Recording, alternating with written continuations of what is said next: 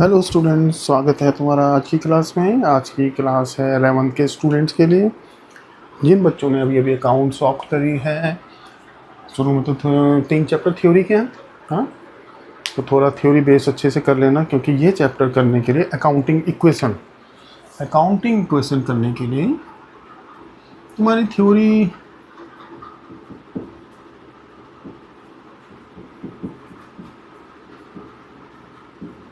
थोड़ी क्लियर होनी चाहिए। थ्योरी बेस तुम्हारा स्ट्रांग होना चाहिए। अकाउंटिंग इक्वेशन है क्या, पहले मैं तुम्हें लिख देता हूँ। तुम कर रहे हो डबल एंट्री बुक कीपिंग।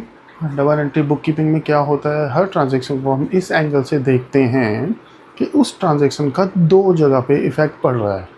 एक जगह पे वो ट्रांजैक्शन डेबिट हो रही है और दूसरी जगह पे वो ट्रांजैक्शन क्रेडिट हो रही है। डेबिट क्रेडिट अभी तुम्हें पता नहीं है, क्योंकि अभी तुमने जर्नल किया नहीं है। तो हम ये कहेंगे कि जैसे तुमने फर्नीचर परचेज़ किया, तो अभी तक तुम उसे इस एंगल से देखते आ रहे थे कि तुम्हारा फर्नीचर इंक्रीज़ हो गया, है ना। बस यहीं तक ही देखते थे, हमने फर्नीचर खरीदा बस। लेकिन अब हम इस ट्रांजैक्शन को इस तरीके से देखेंगे कि हमने फर्नीचर परचेज़ किया, फर्नीचर इंक्रीज़ हुआ, लेकिन हमारा कैश रिड्यूस भी हुआ। यानी कि हर ट्रांजैक्शन का डबल इफ़ेक्ट होता है।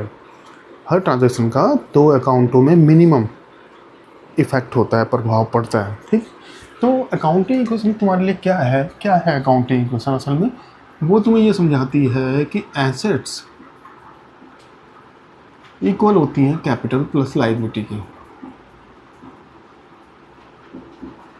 ये है अकाउंटिंग इक्वेशन। या तुम इसे इस तरीके से कह लो कि एसेट्स मतलब किसी भी फर्म की बिलोंगिंग्स, है ना। जैसे तुम्हारे पास क्या बिलोंगिंग है, तुम्हारे पास फ्लैट है ना।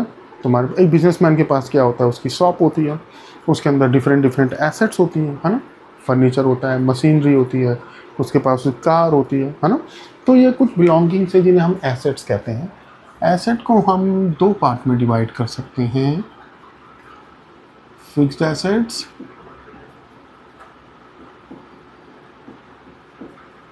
और करंट एसेट। देखो, जो भी चीज़ फ्यूचर में कैश में कन्वर्ट की जा सकती है वो हमारे लिए एसेट है। ठीक है, जिस भी चीज़ को तुम कैश में कन्वर्ट कर सकते हो वो तुम्हारे लिए एसेट है। तो कैश तो सबसे अच्छी एसेट हो गई। अब एसेट को 2 पार्ट में डिवाइड किया, फिक्स एसेट और करंट एसेट। फिक्स एसेट वो हैं जो कैश में कन्वर्ट होने में टाइम लेती है, 1 साल से ज़्यादा, तो वो हो गई फिक्स एसेट। तो ऐसी कौन कौन सी एसेट्स हैं जिन्हें हम फिक्स एसेट की कैटेगरी में डाल सकते हैं? Plant and machinery,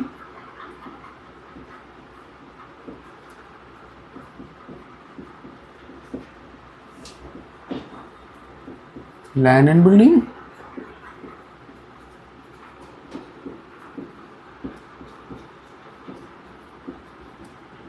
furniture and fixture. Furniture लिख लो, कार, ये तुम्हारी एसेट है ना।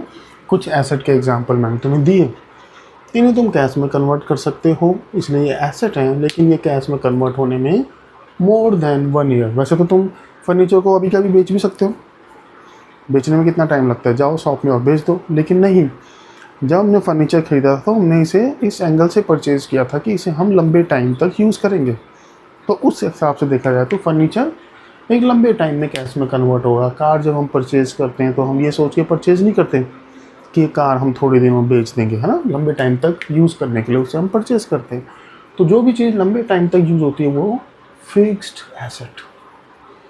करंट एसेट जो कैश में कन्वर्ट हो जाती है शॉर्ट टर्म में, ठीक है। तो करंट को भी बाद में डिवाइड करते हैं लिक्विड एसेट, है ना। तो लेकिन उस चक्कर में हमें जाना नहीं है, अभी उसकी ज़रूरत तुम्हें है नहीं।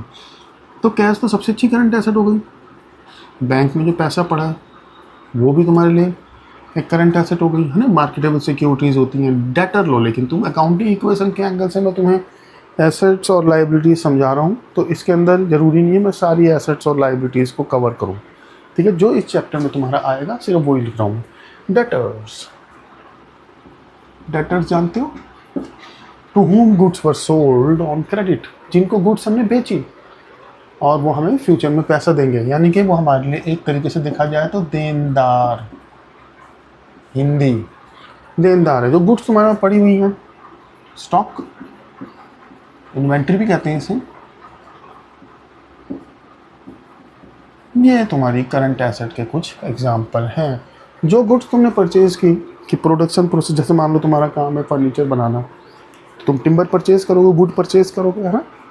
तो जितनी तुमने परचेज करी, क्या ड्यूरिंग द ईयर वो सारी तुमने यूज़ कर ली? नहीं करी, तो कुछ बच गई, वो तुम्हारा स्टॉक है। ठीक है, goods purchase but not yet used in production process. Capital देखो, एसेट के एग्जांपल तुमने हल्का फुल्का समझ लिया। एसेट मतलब कंपनी की या सोल प्रोप्राइटरशिप में ओनर की बिलोंगिंग्स। ठीक है, अब कैपिटल क्या होता है? कैपिटल देखो, तुम अगर बिजनेस में पैसा लगाते हो, यहाँ पर तुम्हारी सोच थोड़ी डिफरेंट हो जाएगी। अब जो अभी तक तुम्हारी सोच हुआ करती थी कैपिटल को लेके, कैपिटल मतलब पूंजी, जो पैसा तुमने बिजनेस में लगाया। अगर ये कहा जाए कि तुमने जो पैसा बिजनेस में लगाया, तुम्हारा कैश बढ़ा या कम हुआ, तो बच्चे बोलते हैं कम हो गया, क्योंकि हमने बिजनेस में पैसा लगा दिया तो पैसे गए नहीं। तुम्हारा मेन ऑब्जेक्टिव अकाउंटिंग का क्या है? फर्स्ट चैप्टर में तुमने पढ़ा होगा ना, what is the objective of making accounts. Main objective है टू एसर्टेन प्रॉफिट और लॉस ऑफ बिजनेस, है ना। बिजनेस का प्रॉफिट एंड लॉस पता लगाना, ओनर का नहीं। ठीक है, बिजनेस यहाँ पर याद रखें, एक कॉन्सेप्ट तुमने और पढ़ी हुई, सेपरेट लीगल एंटिटी, है ना। बिजनेस और बिजनेसमैन दोनों डिफरेंट यूनिट्स हैं, इनको दोनों को डिफरेंट मान के चला जाता है। अगर दोनों को एक ही मान लेंगे, तुम प्रोडक्शन कर रहे हो, फिर तुम फर्नीचर बना रहे हो, फिर उस फर्नीचर को बेच रहे हो, और तुम उसके अगेंस्ट एक्सपेंस कौन से चार्ज कर रहे हो? तुम घर के एक्सपेंस भी उसी में डाल दे रहे हो, कंपनी के अकाउंट में, फर्म के अकाउंट में, तो होगा क्या? तुम्हें हर साल लॉस ही नज़र आएगा, है ना। तो प्रोडक्शन जो हमने करी, जो हमने प्रोडक्ट तैयार किया, उसे बेचा, और उसको बेचने में जो एक्सपेंस हुए, सिर्फ उन्हीं एक्सपेंसेस को बुक्स ऑफ अकाउंट में रिकॉर्ड किया जाता है। तो इस एंगल से अगर देखा जाए तो सेपरेट लीगल एंटिटी तुम्हें ये बताती है कि बिजनेस और बिजनेसमैन है तो ओनर का ही बिजनेस, लेकिन ओनर को बिजनेस से अलग रखा जाता है, मतलब इन्हें डिफरेंट एंटिटी माना जाता है। ये हो गया बिजनेस। और हमें किसके एंगल से देखना है मैं तुम्हें अभी बता दूंगा। और ये हो गया बिजनेसमैन।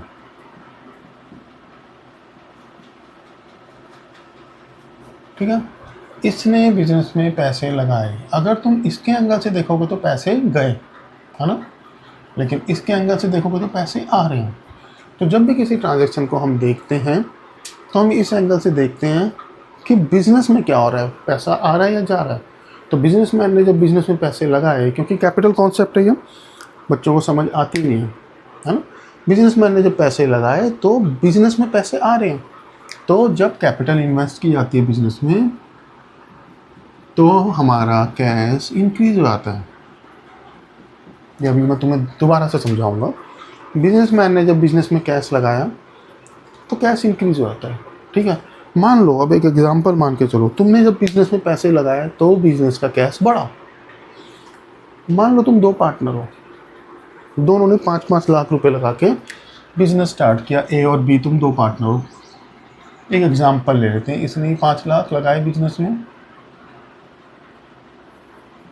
ऐसे ही बी ने भी 5 लाख लगाए बिजनेस में।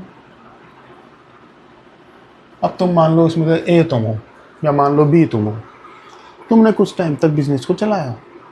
ठीक, जब तुमने 5 लाख रुपए बिजनेस में लगाया तो बिजनेस में 5 लाख तुम्हारे और 5 लाख इसके, 10 लाख टोटल आ गया ना बिजनेस में। 10 लाख कैश बढ़ गया, है ना। लेकिन इसका दूसरा पक्ष क्या है, दूसरा एस्पेक्ट क्या है इस ट्रांजेक्शन का?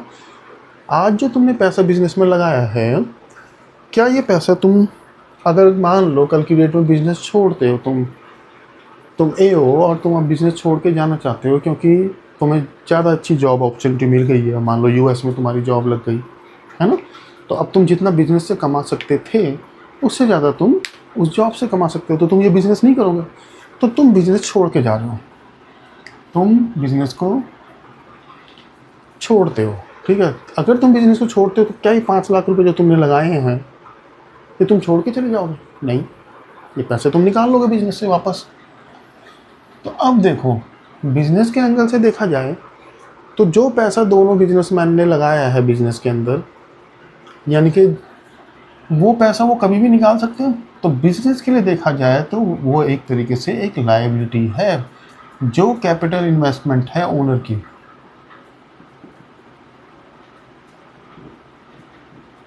वो एक लायबिलिटी है, क्योंकि ओनर को हमने वो पैसा वापस लौटाना है। हम जब भी सोचेंगे, हम बिजनेसमैन के एंगल से नहीं सोचेंगे, बिजनेस के एंगल से सोचेंगे। बिजनेस ये कहता है कि आज बिजनेसमैन ने पैसे लगाए तो हमारा कैश बढ़ गया 10 लाख रुपए, लेकिन ये उस पैसे को कभी भी निकाल सकते हैं, तो हमारी एक लायबिलिटी बढ़ गई। उस लायबिलिटी का नाम है कैपिटल। कैपिटल भी बढ़ गई। कैपिटल एक लायबिलिटी है, मैं तुम्हें भी समझाऊंगा इसके बारे में। तो जो अमाउंट ओनर ने बिजनेस में इन्वेस्ट किया उसे कहते हैं ओनर्स इक्विटी।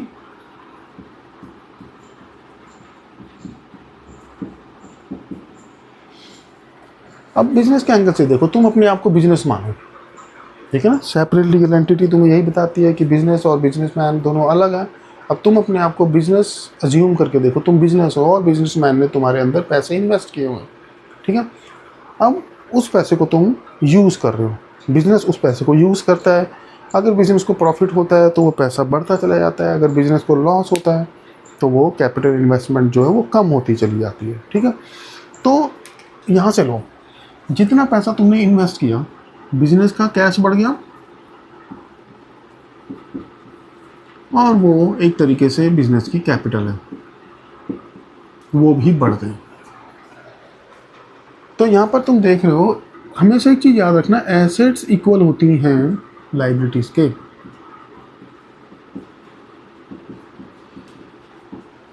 एसेट तो मैंने तुम्हें बता दी, करंट एसेट और फिक्स एसेट थी। लायबिलिटी को हम दो पार्ट में डिवाइड करते हैं। लायबिलिटीज़ मतलब पेबल्स, कंपनी के जो पेमेंट कंपनी ने करनी है, जो पेमेंट बिजनेस ऑर्गेनाइजेशन ने करनी है। अब पेमेंट किन्हें करनी होती है? पेमेंट करनी होती है दो लोगों को, एक तो इनसाइडर्स और एक आउटसाइडर्स। जो अंदर वालों को पे करना होता है, अंदर वाला कौन है? अंदर वाला है ओनर, है ना। ओनर को जो पे करना है, ओनर को क्या पे करना है? ओनर को पे करना है ओनर्स इक्विटी, जो भी पैसा उसने बिजनेस के अंदर लगाया है। और जो पैसा उसने बिजनेस के अंदर लगाया उसे हम कैपिटल के नाम से भी जानते हैं। और जो बाहर वालों को पे करना है, बाहर वाले कौन हो सकते हैं? बाहर वाले जैसे हमने बैंक से लोन ले लिया, मान लो,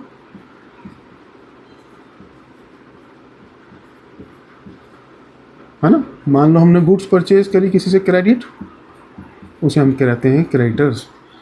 from whom goods were purchased on credit, payment not as yet made. देखो, डेटर, जिनको हमने गुड्स सेल करी है on credit, sold goods on credit.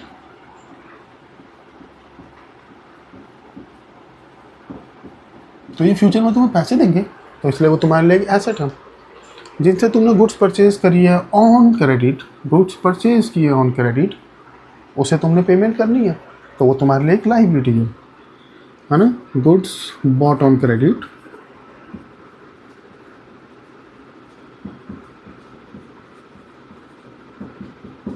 तो ये तुम्हारे लिए एक लायबिलिटी है। और कई बार ऐसा भी होता है, तुमने अपने लेबर को पेमेंट करनी है लेकिन तुमने अभी पेमेंट नहीं करी, ठीक है। तो एक्सपेंस दो तरीके के होते हैं। एक एक्सपेंस वो होता है जो तुमने पे कर दिया, और एक एक्सपेंस वो होता है जो तुमने अभी पे नहीं करना है, नहीं किया, due but not yet paid. Date तो आ चुकी है उसको पे करने की, लेकिन तुमने थोड़ा सा टाइम ले लिया, चलो ठीक है हम आपको थोड़े दिन में पेमेंट कर देंगे। तो ये एक्सपेंस है आउटस्टैंडिंग एक्सपेंस, इसे भी हम एक लायबिलिटी की तरह ट्रीट करते हैं। एक नई टर्म आ गई तुम्हारे लिए, आउटस्टैंडिंग एक्सपेंस।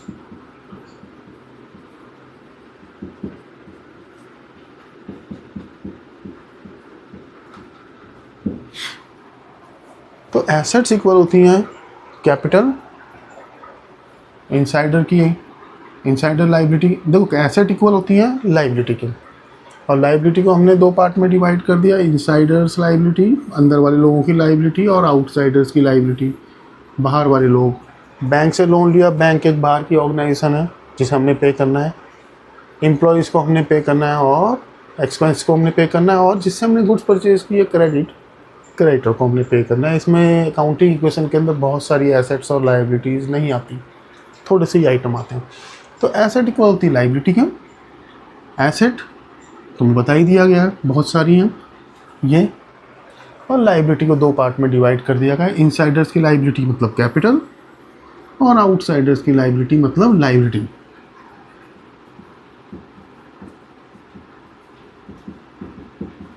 ये बैंक लोन, क्रेडिटर और आउटस्टैंडिंग एक्सपेंस, इन तीनों को हम लाइबिलिटी के नाम से ही जानते हैं। तो हमारी अकाउंटिंग इक्वेशन एंड में क्या बन के निकली कि एसेट इक्वल्स टू लाइबिलिटी, या ये कह लो एसेट्स इक्वल टू लाइबिलिटी को 2 पार्ट में डिवाइड कर दिया ना हमने, इनसाइडर की लाइबिलिटी कैपिटल और आउटसाइडर्स की लाइबिलिटी को हम लाइबिलिटी के नाम से ही जानते हैं।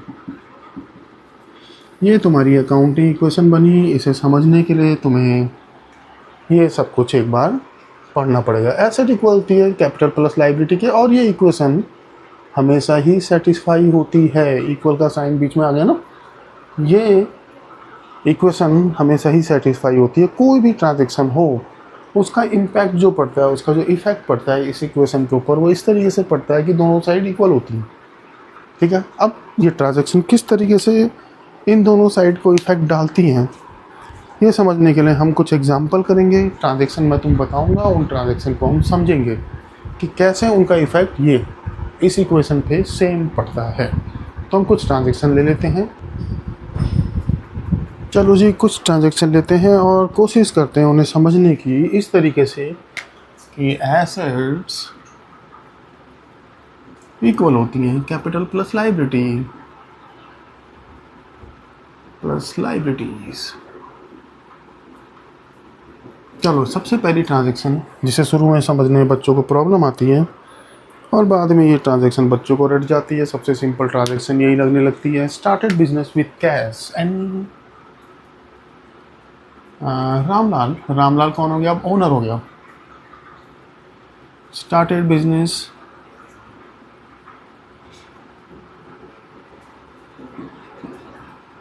एंड इन्वेस्टेड रुपीज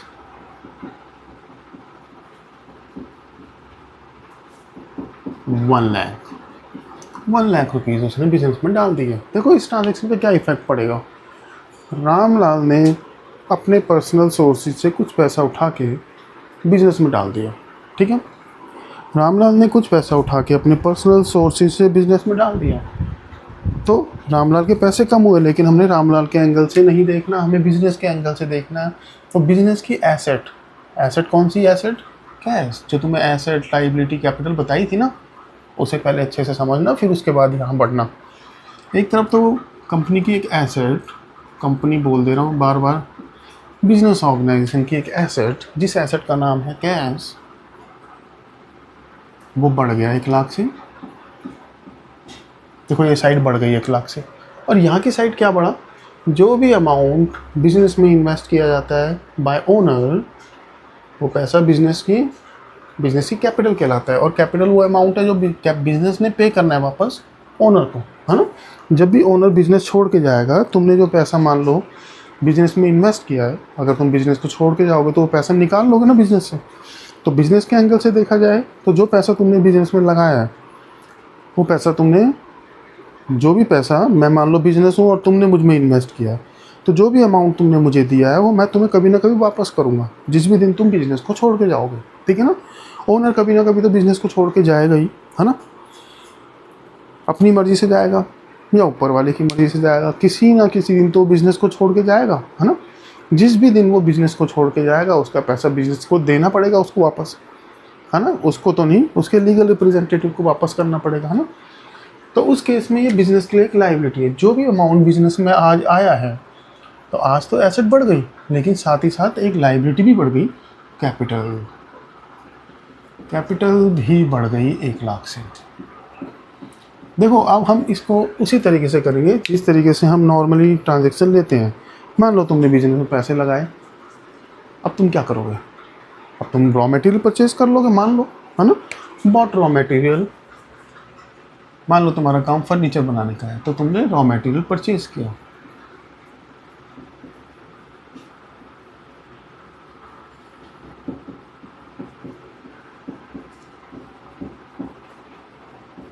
मान लो तुमने 10,000 रुपये का रॉ मटेरियल परचेज कर लिया, है ना।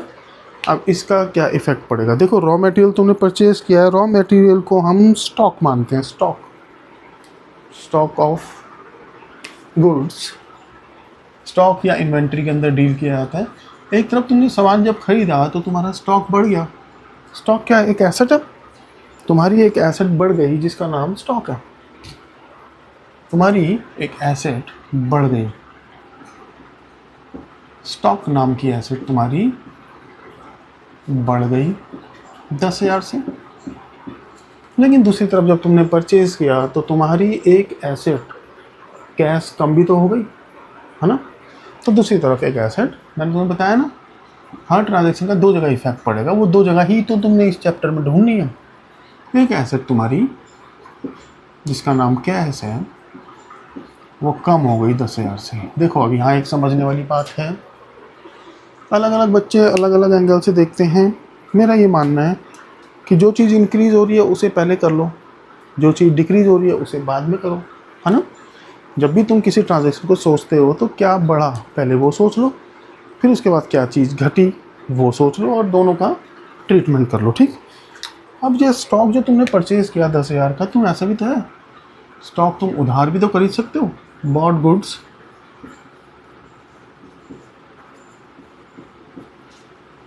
फ्रॉम राजन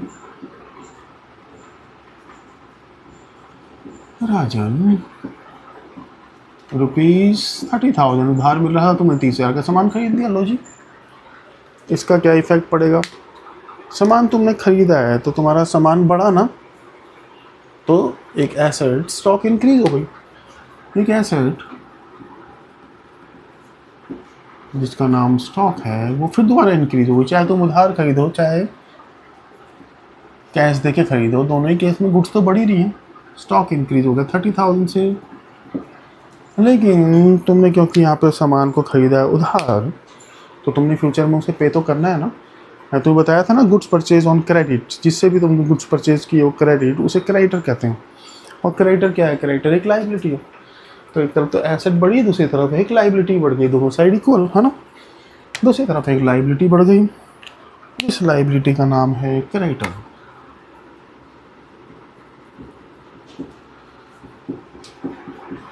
लाइबिलिटी क्रेडिटर नाम की बढ़ गई। तीसरे से तुमसे ऐसा क्वेश्चन भी पूछ लिया जाता है, ऐसी ट्रांजैक्शन बताओ जिसमें एसेट भी बढ़ रही हो लाइबिलिटी भी बढ़ रही हो। तो जब से तुम सीख लोगे तो उसके बाद इसे कर पाओगे। चलो तुम तो अभी तो तुमने स्टॉक खरीदा था, मान लो तुमने कोई मशीन खरीद ली, तुम्हारा काम फर्नीचर बनाना है ना, तो अब तुम फर्नीचर बनाने के लिए कटिंग वटिंग की मशीन खरीद रहे हो। Bot machinery for ₹30,000।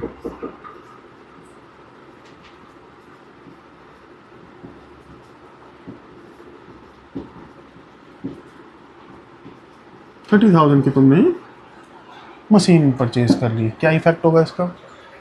एक तरफ तो मशीन आ रही है, मशीन क्या है, मशीन एक एसेट है। एक एसेट मशीनरी बढ़ गई 30,000 से, और दूसरी तरफ जब तुमने मशीन परचेज करी तो एक एसेट कैश कम भी हो गई।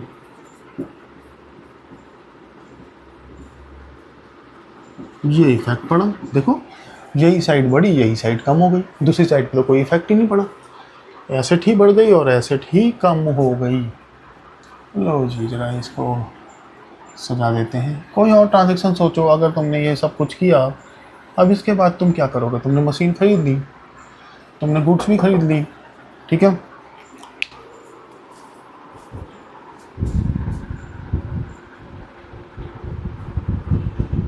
लो जी ऑलमोस्ट सारी इंपॉर्टेंट ट्रांजैक्शन हमने लिख लिया है। Bought car for 50,000, paid 10,000 immediately and took loan for the remaining amount. कई बार हम गाड़ी परचेज करते हैं, कुछ पेमेंट तो कर देते हैं, है ना, इसे कहते हैं हायर परचेज, यानी कुछ पेमेंट तुमने कर दी और कुछ पेमेंट तुम बाद में करोगे, इंस्टॉलमेंट परचेज के नाम से तुम जानते हो। तो तुमने कार परचेज कर दो, मैंने बोला ना तुम्हें कि पहले देख लिया करो क्या चीज़ इंक्रीज़ हुई। कार परचेज करो, कार इंक्रीज़ हो रही तुम्हारे पास आ रही है, तो एक तरफ एक एसेट जिसका नाम कार है वो बढ़ गई कितने से, 50,000 से। 50,000 की तो गाड़ी खरीदी तुमने, 10,000 तुमने पे कर दिया अभी का भी, तो एक एसेट कैश कम भी हो गई।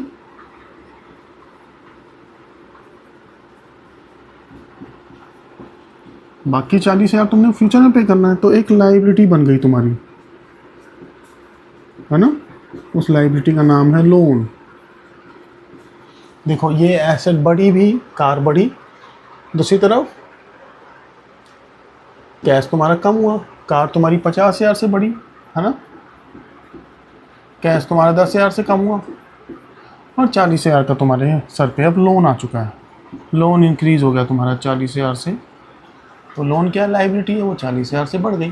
तो देखो दोनों तरफ बराबर इफेक्ट पड़ा, ये साइड भी 40,000 से बढ़ी, वो साइड भी 40,000 से बढ़ी, है ना। सोल्ड गुड्स, अब सेल की ट्रांजैक्शन, 20,000 में सामान बेच दिया, क्या प्रॉफिट हुआ या क्या लॉस हुआ वो हमें नहीं पता, हमें सिर्फ ये दे रखा कि बेच दिया तुमने सामान, ठीक है। एक तरफ तो हमारा एक एसेट, बेचोगे तो पैसे आएंगे ना, एक एसेट कैश तुम्हारी बढ़ गई 20,000 से, दूसरी तरफ एक एसेट तुम्हारा स्टॉक कम भी तो हो गया।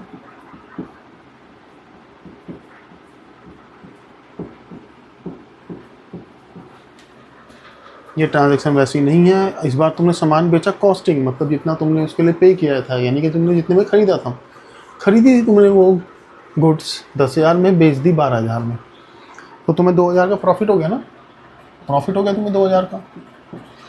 इसको किस तरीके से डील किया जाएगा, देखो एक चीज़ याद रख लेना, जितने भी प्रॉफिट है वो कैपिटल में ऐड होते हैं, जितने भी लॉस हैं वो कैपिटल में से लेस होते हैं, ये चीज़ याद रख लेना। क्यों होता है वो लॉजिक मैं तुम्हें भी समझा दूंगा। गुड्स तुमने 10,000 की बेच दी 12 में, तो तुम्हारे पास एक तो कैश तुम्हारा बढ़ गया, एसेट कैश तुम्हारी बढ़ गई 12,000 से, लेकिन तुम्हारी गुड्स कम भी तो हो गई, एक एसेट स्टॉक कम हो गई 10,000 से, है ना। दूसरी तरफ तुम्हें 2,000 का प्रॉफिट हो गया, मैंने बताया ना सारे प्रॉफिट कैपिटल में ऐड होंगे, तो 2,000 का तुम्हें प्रॉफिट हो गया। लॉस भी हो सकता है। अब यहाँ पे कुछ नहीं दे रखा था, सामान तुमने कैसे बेचा, फॉर कैश और ऑन क्रेडिट, तो तुमने फॉर कैश मान लिया, लेकिन जब नाम दे रखा हो तो उधार होता है, तुम्हें पता ही है। सोल्ड गुड्स टू रोहन, 20,000 की गुड्स थी, 20,000 में बेच दी, कॉस्ट थी उसकी 16,000, तो 4,000 का प्रॉफिट तुम्हें यहाँ भी हुआ है ना। पहली चीज़, तुमने सामान बेचा, 16,000 का सामान गया तुम्हारा, एक तो एक एसेट तुम्हारी चली गई, गुड्स या कह लो स्टॉक तुम्हारा 16,000 से कम हो गया, लेकिन तुम्हारा 20,000 आए नहीं, रोहन तुम्हें फ्यूचर में देगा।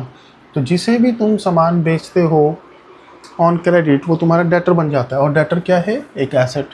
अभी पॉइंट तुम्हें समझाया था, उसे अच्छे से समझ लेना पहले। एक एसेट जिसका नाम डेटर है, वो बढ़ गई कितने से, 20,000 में बेचा ना तुमने सामान, और इस सारी प्रोसेस में तुम्हें 4,000 का प्रॉफिट हुआ, प्रॉफिट कैपिटल में ऐड होगा, कैपिटल तुम्हारी बढ़ गई 4,000 से, समझे। दोनों साइड में अगर बैठा के देखोगे इस अमाउंट को, तो दोनों साइड इक्वल आएंगी। चाय भी पी ली जाए। Sold goods to mister A, अब तुमने मिस्टर ए को बेचा है उधार, नाम आ गया ना, नाम जब भी आता है तो वो सामान उधार होता है, ठीक। मिस्टर ए को बेचा 10,000 का सामान 8,000 में, तो यहाँ 2,000 का लॉस हो गया तुम्हें। पहली चीज़, मिस्टर ए तुम्हारे लिए एक डेटर बन गया, जैसे इसमें रोहन डेटर बन गया था, है ना। तो एक एसेट तुम्हारी डेटर बढ़ गई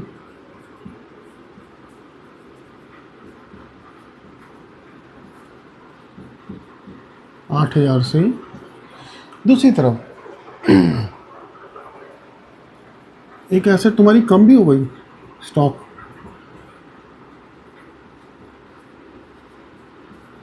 कम हो गई 10,000 से, 10,000 का सामान गया ना, और इस पूरी प्रोसेस में तुम्हें 2,000 का लॉस हो गया, सारे प्रॉफिट कैपिटल में ऐड और सारे लॉस कैपिटल में से लेस, 2000 का तुम्हें यहाँ लॉस हो गया। ठीक है, ये 2-3 ट्रांजैक्शन थी, ऑलमोस्ट सेम थी, लेकिन थोड़ा थोड़ा डिफरेंस है इनमें, पढ़ लेना इसे अच्छे से। सैलरी पे करी 1000 रुपये, सैलरी क्या एक एक्सपेंस है ना। तो कोई भी एक्सपेंस हो वो कैपिटल में से लेस होता है, बताया ना मैं, लॉस या एक्सपेंस कैपिटल में से लेस होते हैं, है ना। सैलरी पे करी, तुम्हारा एक तो एसेट कैश चला गया, कैश तुम्हारा कम हो गया 1000। दूसरी तरफ जो भी तुम एक्सपेंस पे करोगे वो कैपिटल को कम कर देगा। अब कई बार तुम एक्सपेंस पे कर देते हो और कई बार ऐसा भी होता है एक्सपेंस पे करना है लेकिन तुमने पे नहीं किया, उसे कहते हैं outstanding expense. Telephone charges outstanding, है ना। अगर कोई एक्सपेंस तुमने पे करना था, डेट आ गई उसकी और पे नहीं किया, उसे कहते हैं आउटस्टैंडिंग एक्सपेंस। और अकाउंट्स के अंदर एक कॉन्सेप्ट है एक्रूअल कॉन्सेप्ट, जो तुम्हें बताती है expenses and incomes are not recorded when they are paid और receive but when they are generated.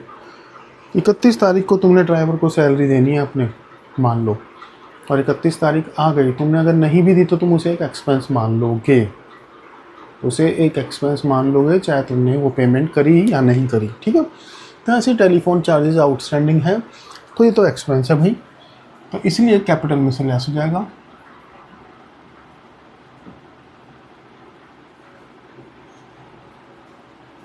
लेकिन तुमने पे नहीं किया, अगर पे किया होता तो कैपिटल में से लेस होगा एक्सपेंस। सारे एक्सपेंस या लॉस कैपिटल में से लेस होते हैं, और पे करते हैं तो कैश कम होता है ना, एसेट कम हो जाती है। लेकिन तुमने यहाँ पे नहीं किया तो तुम्हारी एक लायबिलिटी बन गई है कि तुमने पे करना है, उस लायबिलिटी का नाम है, लायबिलिटी बढ़ गई आउटस्टैंडिंग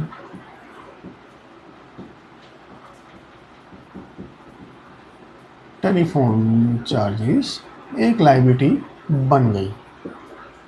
ये तुम्हें अभी जब मैं पहले पढ़ लो, फिर जब क्वेश्चन करेंगे तो बहुत अच्छे से समझ आएगा, फिर तुम्हें फिर क्वेश्चन करने के बाद वापस इसे पढ़ोगे तब तुम्हें और अच्छे से समझ आएगा। अब यहाँ पर हमने एक्सपेंस पे कर दिया था, है ना, वहाँ एक्सपेंस पे नहीं किया, आउटस्टैंडिंग था, लेकिन अब एक साथ आ गया, ड्राइवर की सैलरी 1000 दे दी और 2000 आउटस्टैंडिंग है, तो खर्चा कितना है, ड्राइवर की सैलरी कितनी है, खर्चा 3000 है ना, जो तुमने पे कर दिया प्लस जो तुमने पे नहीं किया वो है एक्सपेंस, तो वो कैपिटल में से लेस हो जाएगा। कैपिटल में से 2 + 1 एक्सपेंस लेस हो जाएगा 3000।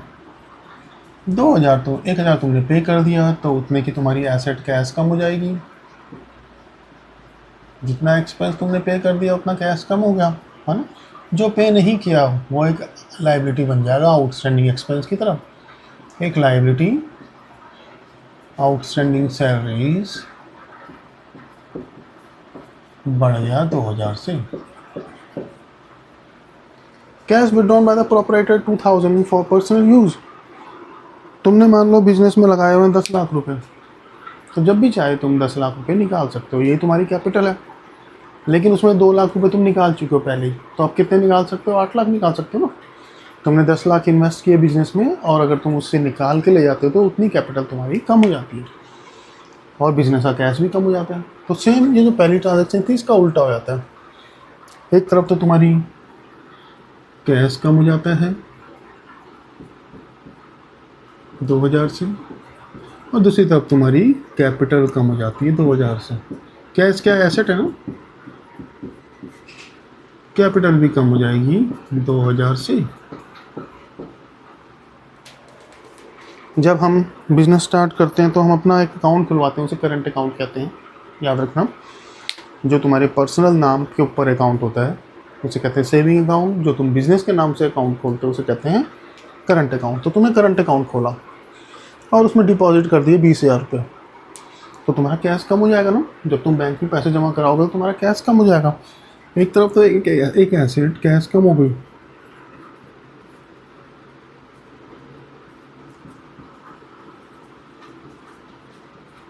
दूसरी तरफ एक एसेट बैंक बढ़ भी गई। बैंक में पैसे डाले तो बैंक एक एसेट बन गया ना तुम्हारा, अभी तक बैंक अकाउंट नहीं था,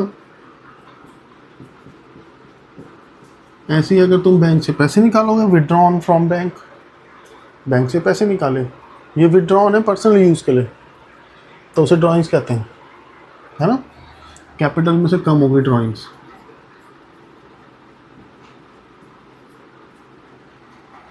यहाँ तुमने बैंक से पैसे निकाले तो तुम्हारा कैश बढ़ जाएगा, तुम्हारे पास कैश आ जाएगा ना तुम्हारी पॉकेट में। एक एसेट कैश बढ़ गई, दूसरी तरफ तुम्हारा बैंक का बैलेंस कम हो गया, यानी कि एक एसेट बैंक बैलेंस कम भी हो गया। देखो बच्चों, ये तुम्हें बता दिया गया है, ऑलमोस्ट सारी ट्रांजैक्शन तुम्हें बता दी गई हैं। अब हम करेंगे क्वेश्चन नेक्स्ट क्लास में, एक दो क्वेश्चन करेंगे, उससे तुम्हें पता चल जाएगा ये प्लस माइनस कैसे होते हैं। लेकिन एक बार इसमें जो भी तुमने पढ़ा है उसे एक दो बार रिपीट करना, ठीक। फिर हम क्वेश्चन करते हैं नेक्स्ट क्लास में सेम चैप्टर के। तब तक के लिए इजाज़त।